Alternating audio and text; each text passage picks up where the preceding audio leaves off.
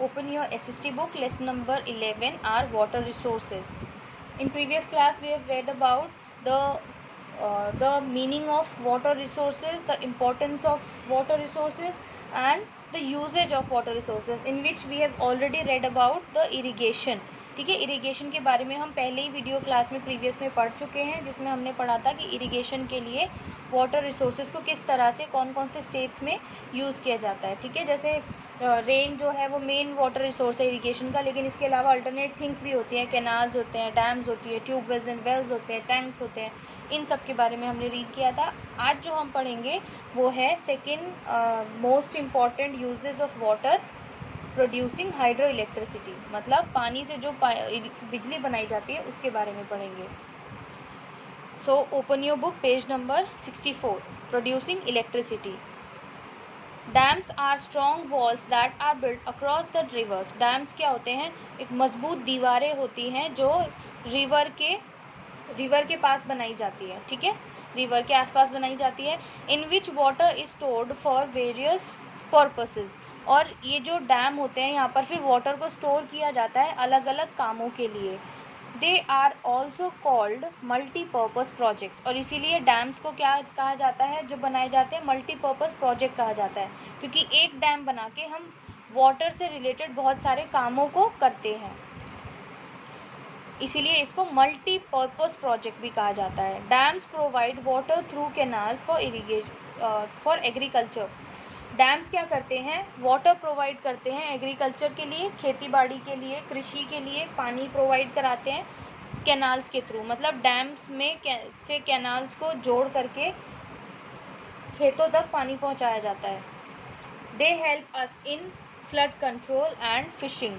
और डैम हमें किस चीज़ में हेल्प करते हैं? फ्लड कंट्रोल करने में. देखो, फ्लड कब आती है? जब जो वाटर है उसकी स्पीड बहुत तेज़ हो और बहुत तेज़ी से जो वाटर है वो जो लोकल ग्राउंड है जहाँ पर लोग रहते हैं वहाँ तक पहुँच जाए और सब बर्बाद कर दे. तो उस वाटर की स्पीड को कैसे रोका जा सकता है? उसके पास दीवार बना करके. तो डैम बना के क्या करते हैं? फ्लड को कंट्रोल करते हैं ताकि फ्लड ना आए. ठीक है, और इसके अलावा क्योंकि वहाँ पर रिवर का वाटर को हम रोक देते हैं और फिर उसकी स्पीड भी कम हो जाती है, वहाँ पर ईजीली फिशिंग भी की जा सकती है. Dams also help us to generate electricity. Dams देखो एग्रीकल्चर में के लिए इरिगेशन के लिए वाटर प्रोवाइड करते हैं, फ्लड कंट्रोल करते हैं, फिशिंग में हेल्प करते हैं. इसके अलावा एक और काम किया, इलेक्ट्रिसिटी जनरेट की जाती है डैम्स के थ्रू. In a dam water is made to fall from a great height. Dam में क्या होता है? बहुत ऊंचाई से, क्योंकि देखो जो रिवर होगी, रिवर को रोकने के लिए बहुत ऊंची वॉल बनानी होगी. ये रिवर जैसे यहाँ पर थी तो बहुत ऊंची वॉल बनेगी तभी तो पानी रुकेगा. अगर छोटी वॉल होगी तो पानी नीचे आ जाएगा. तो बहुत ऊंची वॉल होती है. तो क्या किया जाता है, ये जो बड़ी ऊंची ऊंची वॉल होती है ना, उतनी ऊंचाई से, ग्रेट हाइट से वाटर को नीचे गिरा जाता है. ठीक है, the force of falling water is use to generate electricity. और ये जो वाटर नीचे गिरा जाता है ग्रेट हाइट से, इसका जो फोर्स होता है उस फोर्स से इलेक्ट्रिसिटी जनरेट की जाती है. The electricity produced by the force of falling water is called hydro electricity. और इसी गिरते हुए पानी के फोर्स से जब इलेक्ट्रिसिटी बनाई जाती है तो उसको हाइड्रो इलेक्ट्रिसिटी कहते हैं. ठीक है, hydro electricity. Some of the important dams in our country are. अब हमारी कंट्री में कौन कौन सी इंपॉर्टेंट डैम्स है वो भी हमें पता होने चाहिए. जैसे आपकी बुक में देखिए, ये रिवर का वाटर रोका हुआ है इस वॉल ने, है ना, रोका हुआ है. और देखिए ये आपको जो जगह दिख रही है, एक सेकेंड, ये देखिए ये रिवर का वाटर है. ठीक है, ये यहाँ पर वॉल बनाई हुई है रिवर के वाटर को रोकने के लिए, इससे फ्लड भी नहीं आएगी. ठीक है, फिशिंग में हेल्प होगी. अब ये देखो इतनी ऊंची वॉल बनी हुई है और इस वॉल के का जो ये जो यहाँ वाटर है ना, ये आप दिख रहा है आपको स्पेस, यहाँ से नीचे मतलब बहुत ऊंची हाइट है. तो ग्रेट हाइट से नीचे पानी को छोड़ा जाता है और ये जो पानी छोड़ा जा रहा है ना, इसका जो फोर्स है उससे इलेक्ट्रिसिटी जनरेट की जाती है. ठीक है, और यहीं से ही छोटे छोटे चैनल्स भी बने होते हैं जो कहाँ तक, जो खेत है वहाँ तक पानी को पहुँचाते हैं. ठीक है, फिशिंग के लिए भी वाटर यहाँ पर मिल जाता है. ठीक, तो बहुत सारे यूजेस होते हैं डैम्स के, इसलिए इसको मल्टीपर्पज़ प्रोजेक्ट्स भी कहते हैं। अब कौन कौन से डैम हैं इंडिया में? The Bhakra Nangal dam over river Sutlej, Bhakra Nangal dam Sutlej river पर बना है। The Gandhi Sagar dam over river Chambal, Gandhi Sagar dam किस पर बना है? चंबल रिवर पर। The Nagarjuna Sagar dam over river Krishna, Nagarjuna जो सागर डैम है, ये डैम्स के नाम रखे गए हैं, कौन सी रिवर पे है उनके नाम अलग है, कृष्णा रिवर पर बना है। The Hirakud dam over river Mahanadi, Mahanadi river का नाम है, इसके ऊपर कौन सा डैम बना है? Hirakud dam. The Kosi dam over river Kosi, Kosi dam है, कोसी डैम है, इसके नाम, डैम का नाम भी कोसी है, रिवर का नाम भी कोसी है।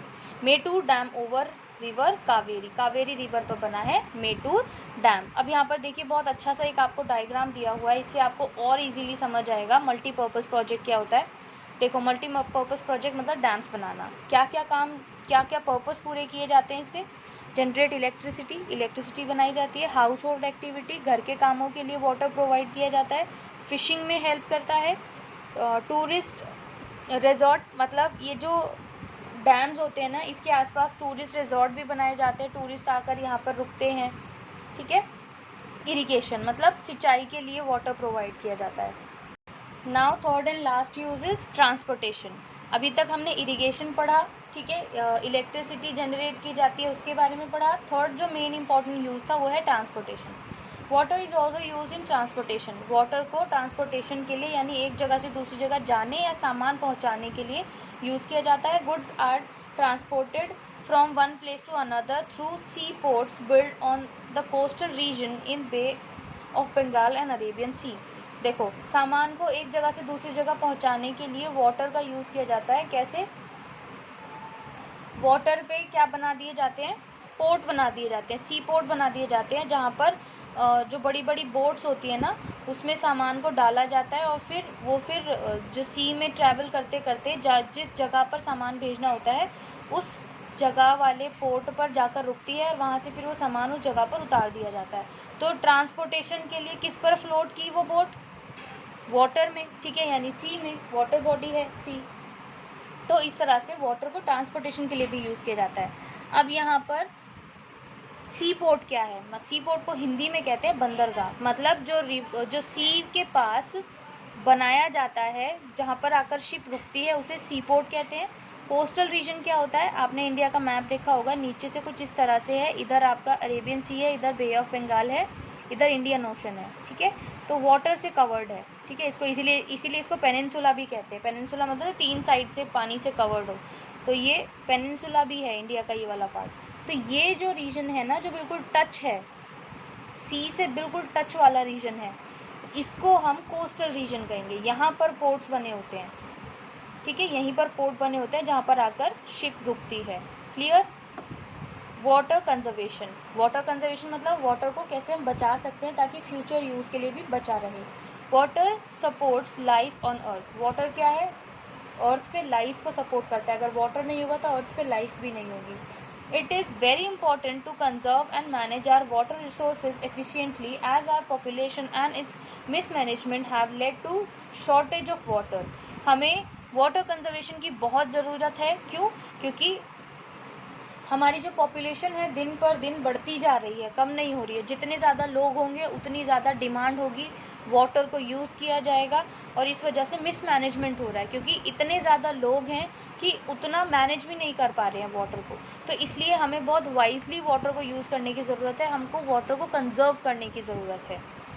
Human beings pollute water in a number of ways by discharging poisonous industrial waste into the rivers, by bathing and washing clothes in rivers. जो हम इंसान हैं वो वाटर जो है उसको बहुत सारे तरीक़ों से पोल्यूट कर रहे हैं, मतलब उसको प्रदूषित कर रहे हैं, पोल्यूट कर रहे हैं, गंदा कर रहे हैं। कैसे? जैसे बड़ी बड़ी फैक्ट्रीज़ क्या कर रही है, अपना जो पॉइजनस वेस्ट है, मतलब जहरीला जो भी कचरा है उसको रिवर में बहा देती हैं, ठीक है। और क्या करते हैं लोग, रिवर में जाकर नहाते हैं या वहाँ पर कपड़े धोते हैं, इससे रिवर का जो वाटर है उसको पोल्यूट करते हैं। We also waste water by using it thoughtlessly, और इसके अलावा हम वाटर को वेस्ट भी करते हैं थॉटलेसली यूज़ करते हुए। जैसे आपके घर में भी कहीं पर होता होगा, और ये तो मतलब मैक्सिमम लोगों के घर में मैंने देखा है, क्या होता है, आपकी जो टैंक है छत के ऊपर रखा है वो भर चुका है, लेकिन पानी बहे जा रहा है, तो वो क्या रहा है, वेस्टेज हो रहा है। मतलब आपने मोटर बंद करना आप भूल गए, उसको जो प्लग है उसको ऑफ करना भूल गए, और जो वाटर है वहाँ पर वो वेस्ट होता जा रहा है। जो आपके काम का था वो भर गया टैंक में, उसके बाद वेस्ट हो रहा है, ठीक है। या फिर आपने कोई टैप को खुला छोड़ दिया, या फिर आपका कोई टैप लीक हो रहा है, या फिर आपके घर के पास कहीं पर आपके घर के पास कोई पाइपलाइन टूट गई है, तो वहाँ पर वाटर बहुत वेस्ट हो रहा है। तो ऐसे इस तरीके से हम लोग वाटर को बहुत ज़्यादा वेस्ट करते हैं, तो वेस्टेज भी कर रहे हैं और पॉल्यूट भी कर रहे हैं। The rain water should not be allowed to be wasted and drained into the sea. Rain water को वेस्ट नहीं करना चाहिए और इसको क्या है, सी में ड्रेन करवाना चाहिए, या रेन वाटर को सी में ड्रेन होना चाहिए, ठीक है। उसको कहाँ पर मिलना चाहिए, सी में जाके, ताकि सी वाटर जो है उसका लेवल थोड़ा इंक्रीज़ हो और उसमें जो साफ़, जो बिना पॉल्यूट किया हुआ साफ़ पानी है वो वहाँ पर मिल सके। It should be collected in reservoirs, और रेन वाटर को हम रिजर्वर्स की हेल्प से कलेक्ट कर सकते हैं। This technique of conserving water for future use is called rain water harvesting. देखो, रिजर्वर्स के थ्रू हम वाटर को स्टोर करते हैं, फिर उसको अलग अलग कामों के लिए यूज़ करते हैं। तो इस तरह से हम वेस्ट नहीं कर रहे हैं, पानी को यूज़ कर रहे हैं, ठीक है। तो यही जो टेक्निक है जिसमें कंजर्व करके वाटर को फिर उसको यूज़ किया जाता है, इस टेक्निक को फ्यूचर में यूज़ किया जाता है, उसको कहते हैं रेन वाटर हार्वेस्टिंग। जैसे आपको देखिए, रेन वाटर हार्वेस्टिंग का कुछ ही एग्जाम्पल है। यहाँ पर ये इनकी छत से इन्होंने कनेक्ट किया हुआ है। यहाँ छत पर जब भी बारिश होती होगी तो ये सीधा आकर इस टैंक में पानी भर जाता होगा, फिर इस वाटर को यूज़ करते होंगे। तो एक तरह से रेन वाटर को भी वेस्ट नहीं करते हैं। यहाँ पर लोग इंडिया में तो ये हाल है कि टैप के वाटर को ही वेस्ट करते हैं, लेकिन कुछ लोग जो बहुत वाइजली यूज़ करते हैं, जो वाटर की इम्पोर्टेंस को जानते हैं, वो रेन वाटर भी वेस्ट नहीं करते।